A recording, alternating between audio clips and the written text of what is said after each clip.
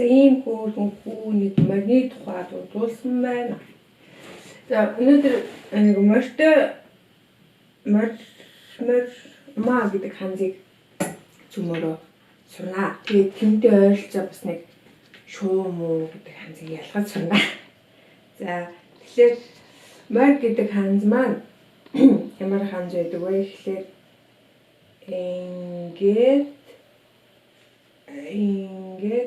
энэ хоёр зураастаа тэгээд энэ нэг метр нь орж ирээд за энэ ингээд дөрөв хөлтэй. Ингээд энэ болохоор умаа гэдэг ханз.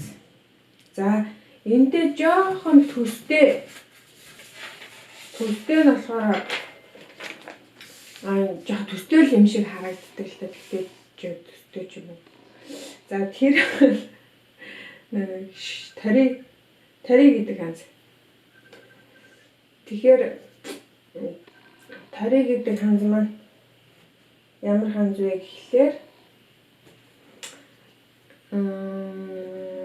тари чинь үүштэй. Эндээ нэг зэгтэй. Тэгээд зураасаа аваад ингээд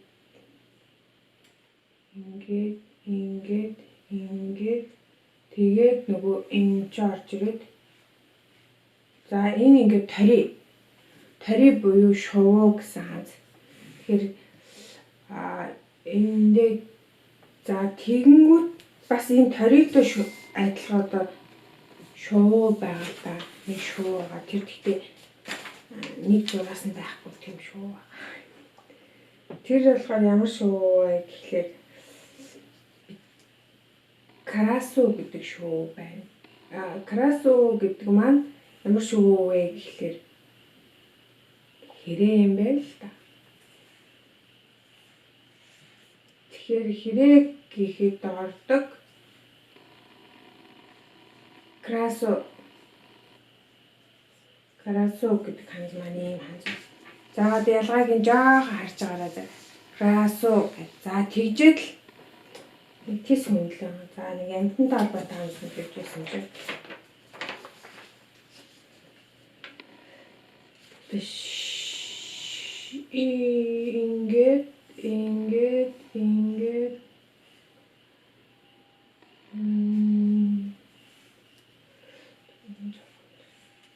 за тэгээд энэ нөгөө ингээд ороод ирэхээр юу болдог вэ гэхээр шима буюу энэ арал болдог. За ялгааг нь ялгаа нь ямар ялгаа байна гэхлээр шима болвол энэ красу хэрэг болвол энэ зураас нь байхгүй тий. Хэрээний нэг зураас дутуу болохоор шуу биш нэг зураас дутуу болохоор хэрэг болцаа. Тэгээд энэ дөрвөн цэцгнийх нь оронд уул ороод ирэнгүүт шууны дөрвөн одоо нэг юм түрүү хүлгээд хэлсэн чи шууч хоёр үлдээд болохоор одоо дөрөв гараад ирэхээр хүлгээд шилж болохгүй юм л та. Тэгэхээр цацаг. Дөрвөн цэцгнийх нь оронд ямаа ороод ирсэн. Тэгэхээр энэ бол шима буюу арал болж байгаа. За тэгэхээр умаа гэдэг ханз маань за умаатайгаа за энэ дөрвөн ханзаа жоохон ялгаж байгаа орно би умаатай нөгөө бид нэр байн хэлдэг умаатай холбоотой нэг хоёр үгийг хэлье.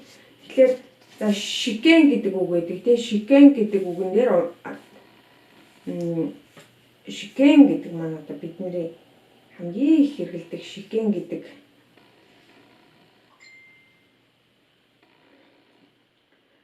би шикен гэдэг нь буруу хэлдэг байна. Дахиад чимсалтай шүү дээ. Шикен гэдэг ханз чинь за хэлэх гэдэг ханз ч ороод тэгээд шики гэдэг ханз ч ороод тэгээд шикен гэдэг. За тийм энэ морь гэдэг ханз чинь ингээд За энэ ингээд шикэн. Шикэн буюу шалгалт. Шикэн. Шалгалт гэдэг үгэнд ордог. Умаач нь. Тэгэхээр шикэн гэдэг ханзаа ингээд ордог юм байх юм шүү. За дахиад энэ кинтэж ороход бидний хамгийн их хэрэглэгддэг ханз бас нэг кейкэн. Кейкэн буюу кейкэн гэдэг туршлага гэдэг ханз нь туршлага гэдэг ханз энэ дээр энэ кен гэдэг ханз чинь ордог байхнаа. За тэгэхээр энэ маань кейкэн чам туршлага байгаа юу? Кейкэн. За шикэн кейкэн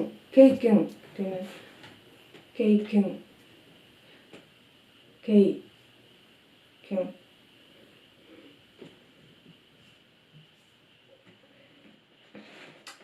За ийм ханзнуудыг тогтоогоод аваарай. Шикэн кейкэн энэ нөмөртэй холбоотой ханзтай. За бай.